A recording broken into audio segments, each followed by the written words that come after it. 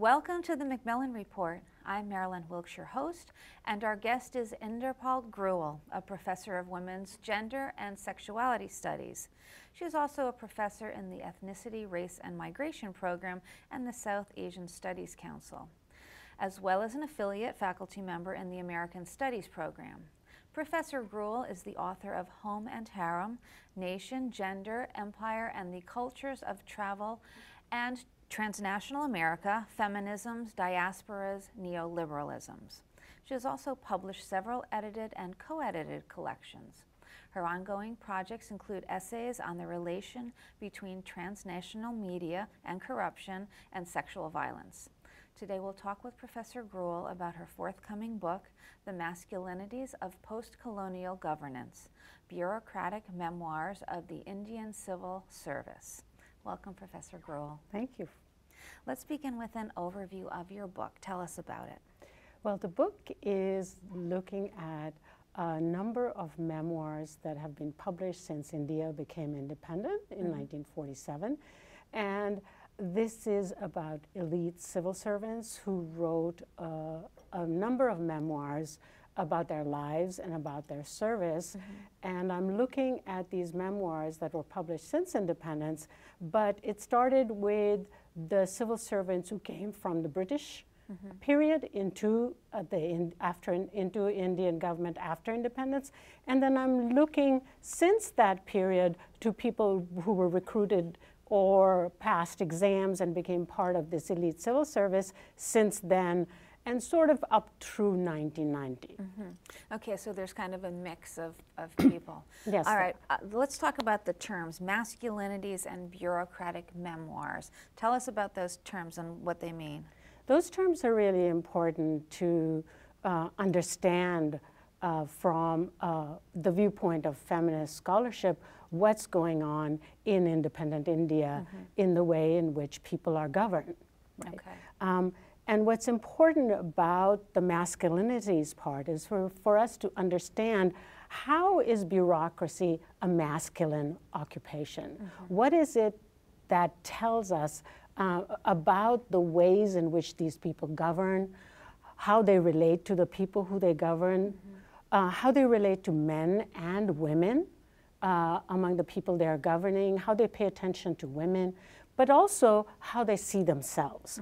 What are their relationships with others in the bureaucracy? What are their relationships with their families? What are their relationships with those people who are their superiors and with politicians? So I'm looking at a set of relationships that constitute what people and how people think of themselves and what people think of bureaucracy to be. Okay.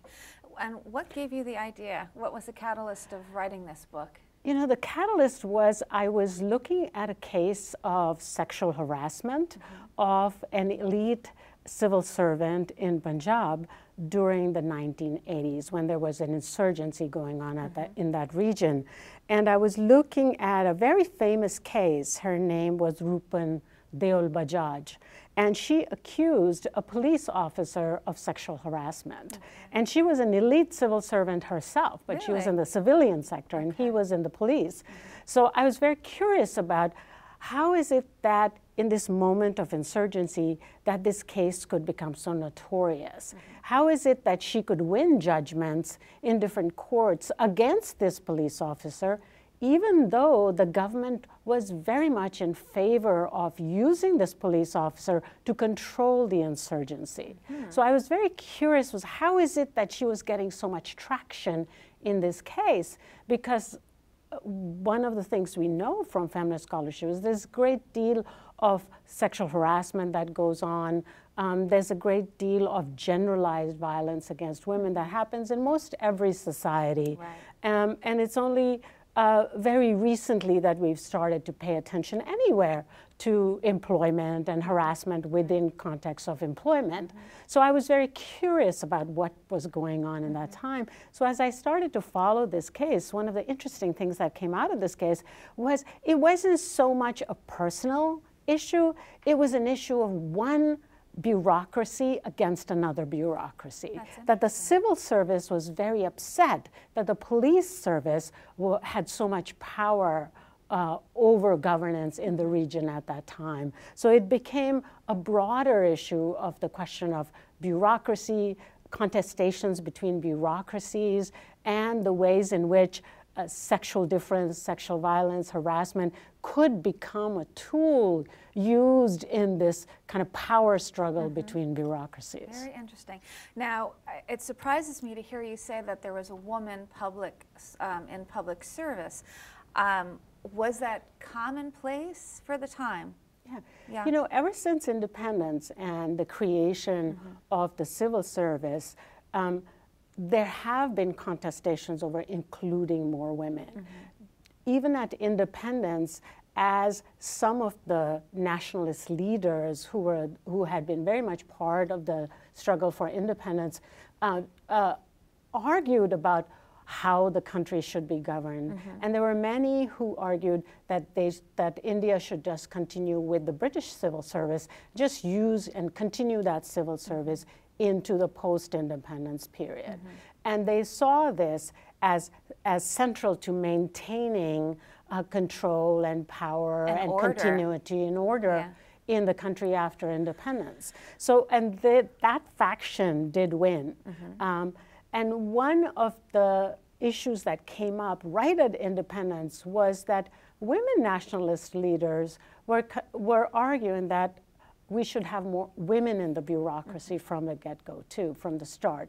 So this was an issue that started at the very moment of independence when people were negotiating what the civil service should be, who should be in it, what kinds of people should be in it, what are the characteristics we need in it. So this was an issue.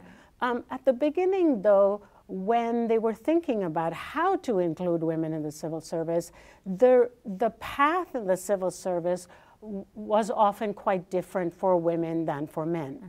So generally, and this was part of what the British civil service had started, people who passed the exams to be part of the civil service were, at the first instance in the apprenticeship years, sent to rural areas. So they had postings in rural areas where they worked with other people, where they came to know the region, came to know the people, the local people, and this was supposed to get them into becoming much more familiar with governing at a smaller rural scale. Right, so it was kind of like a training ground. But after independence, it was often argued that if women became part of the civil service, they would not be safe if they just went to rural areas on their own. So they had different kinds of jobs allocated to them. But this also meant that they couldn't follow the normative path to rising to the top of the bureaucracy just because they didn't have that rural experience. And so this has changed over time, of course. But at the beginning, this was an issue. Another issue was, should they remain in the civil service after they got married? Should they have to leave the civil service once they got married? So this was another issue that was raised at the beginning, but was, of course, resolved later on, that women can stay as long as they're up to their retirement age. So there were some ways in which women's path in the civil service, their role was somewhat different at the beginning. Okay, so how did you, let's first, I'd like to know what's the difference between a bureaucratic memoir and, for instance, an autobiography? That's a really good question. So autobiographies, if you look at the key autobiographies that came out in India, it was sort of Nehru, the leaders of the nation, writing about their lives and how they became leaders, right? And there have been other autobiographies as well, but these were very powerful people, very influential people reflecting upon their lives. There's also been autobiographies of authors, writers who wrote about themselves. And these were often deeply personal, right? Gandhi's autobiographies are all about his struggles with his self and how to become a leader, how to deal with questions of personal spiritual struggles, how to forge a new India, all of those questions. Right. But they came from very personal struggles in some ways. These memoirs are not so much personal. Okay. And what they are is they deliberately leave out the personal aspects. So they will not talk about marriage. They will not talk about love. They will not talk about family. They will not talk about about the household. And so these memoirs are more designed to be lessons in governance, how to govern. This is what I did as a governor. This is what I became as a bureaucrat. This is the formation of the bureaucrat rather than the formation of the person. Right. So in the autobiography, the leader, the person becomes intertwined in some way. In these memoirs, it's all about how I became this elite civil servant. What were the formative professional routes that I took? So basically job and career, and that was it, which is very interesting. I mean, how did you find these? Or it seems like a very, it's unique, I think. Is it a unique thing to? No, actually, especially in the first generation of civil servants, these were very literate people. Many of them were very educated. Many of them have been educated at Oxford and Cambridge. They were used to writing. They were saw themselves as the leaders of the nation, setting the path to nationhood. And they thought very well of themselves. They were powerful. Sure. Being in the British civil service had made them extremely powerful, extremely influential. So because of that power and influence, I think that they thought very well of themselves and their ability and their opinions. Okay. And so they were very ready to share those opinions with subsequent generations. Right. The other reason was, I think what happens after independence is that many people come to view this particular group of civil servants, which is the Indian Administrative Service. It's called the IAS. And it was a kind of civil service that saw itself as sort of having some continuity with the British civil service. So many of the British civil servants became part of the Indian Administrative Service. And it's an elite service, right? So there were elite people in it. So part of the reason was they were elites. They saw themselves as very important. And the majority of those people were men, not women. Majority of men. And what's remarkable is how many of them in that first generation after independence wrote about these memoirs. Many of them had important papers that subsequently other generations put together in forms of a memoir too. So what I'm interested in is how do people remember these civil servants? And why do they remember some of them more than others, right?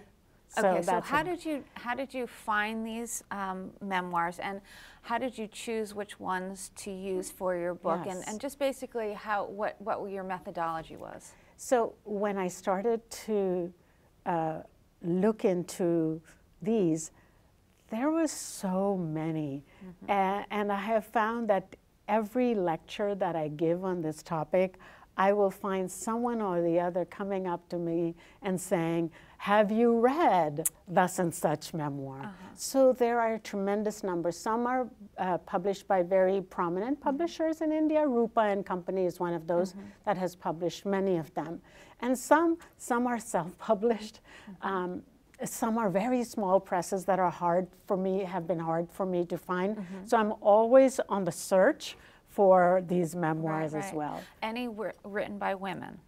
That's a really good question. It's harder to find those. So as I do this work on the book, what I'm trying to see is what are the forms of writing that the women bureaucrats offered, right?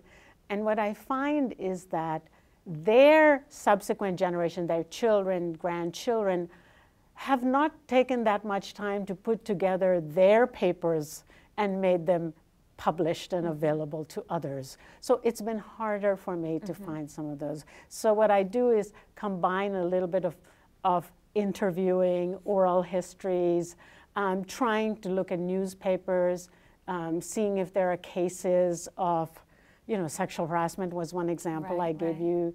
And when I found that story, then I went and spoke to the civil servant who was the center of the case, and she gave me a bunch of her papers. So it's been a little bit of detective work, sleuthing, chasing after leads and people telling me about them. Okay. So how many ultimately did you include in the book?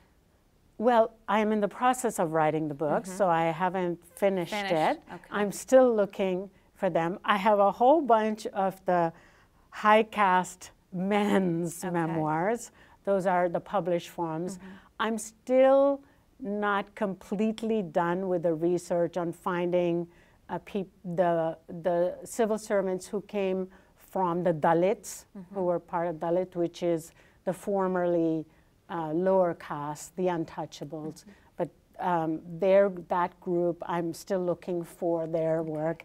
And I've found some, and they're so interesting because some of those are more concerned with talking about the discrimination that they faced in their professional lives. So they become much more deeply personal than the other ones that I'm looking at. So they deal with the discrimination, how they are in a profession where there are many elite, high caste people, and they enter this profession from a very different community and come to have very different experiences. So that kind of clear division between public life and private life that I saw in the memoirs of the high caste bureaucrats is maybe going to be quite different when I write about the Dalit. Right. Well, that actually leads me to a fascinating, I think, question in terms of there was no discrimination of who can actually be a civil servant. So they were openly able to become one, but then they were discriminated once they became one. Right. Isn't that interesting? Well, it is interesting, but they weren't barred from becoming one from the get-go. No, they aren't. And actually, they have affirmative action programs now for different groups. Right. Right. But at the same time, when you think about how people become bureaucrats, it's by these very intensive exams that you have to take. And so the question is, who is prepared to take the exam becomes the issue that we face here in the US with the SATs and the other exams. So you will find more privileged people who get tutoring, are more prepared, have an advantage to be able to take these exams, and people who have, struggled to find the books, are from low-income communities who don't have the education that allows them to excel as much. So they're disadvantaged anyway. Right. So even though it seems like a meritocracy, it's actually not a meritocracy. Right. Okay. So are you planning on including any of the women's memoirs in your book? I've found really interesting accounts in the oral histories, and I am going to include them. I have a chapter on them, but it's going to be an interesting chapter because it's, again, going to be much more personal than the ones that I have thus far written about, the high caste men who write about them. So once again, it's more about struggles, it's about personal lives. And I'll tell you one interesting story. I was chasing down one woman bureaucrat, and I found that she had passed away, and I went to meet her husband to ask him about whether he had any papers, whether there was anything that I could use from her life in order to write in my chapter. And he handed me a book of poetry. He said, read this. This is where she really expresses herself. Wow. And that was so striking to me, that instead of a book that was about, here's how to govern, here's what subsequent generations might do, she has this deeply personal way to think. But of course, that's only a small part of the story. I am sure that with, different generations of women how they express themselves and how they see themselves as a bureaucrat has also changed. Right. So that will be interesting for me to look at. Right, okay. So ultimately, you know, why is it important to look at these kinds of memoirs in terms of the larger picture of life during that time? Yeah, I think it's really important because one, these people are very much in charge of the lives of, and the welfare of so many people, right? And to understand their motivations, to understand what their networks are, to understand who they favor, who they can have empathy with, who they can think about, how they view different groups of people, and the kind of ways in which the diversity of India itself demands certain kinds of knowledge and empathy of people means that you have to understand bureaucrats really well. Right. So far, historians have looked at many of these memoirs as just an archive, that here's what I can look at into finding out, into writing a historical narrative of a period, of another person. Nobody has really looked at these memoirs as a kind of literary genre of a bureaucracy. How does a bureaucracy write itself? So this is what I'm interested in. How does a bureaucracy write itself? How does a bureaucracy write itself as a gendered human being, as belonging to a particular group, as seeing themselves as part of a important part of the nation itself? So, and what we've seen in India today is, since this civil service is so dogged with charges of corruption, people, even from independence, common people think of them as too elite, as too corrupt, as uncaring of ordinary people's lives, as only kowtowing to the politicians. So there's a great deal of suspicion among ordinary people in India of this very elite group. And I'm also interested in thinking about, well, how does that suspicion translate into the way they behave? Right. Is that suspicion justified? What is the fear of corruption? How does it affect these people? Does it change their behavior? Does it make them more open to all kinds of people? What does it do in the matter of governance? Right, right. Well, we will look forward to learning more about that when your book comes out. Thank you for being here. And thank you for having me. Okay. For more information about Professor Grewal and her research, please visit our website at macmillanreport.yale.edu. Be sure to join us again for another episode of the Macmillan Report, made possible through funding from the Whitney and Betty Macmillan Center for International and Area Studies at Yale.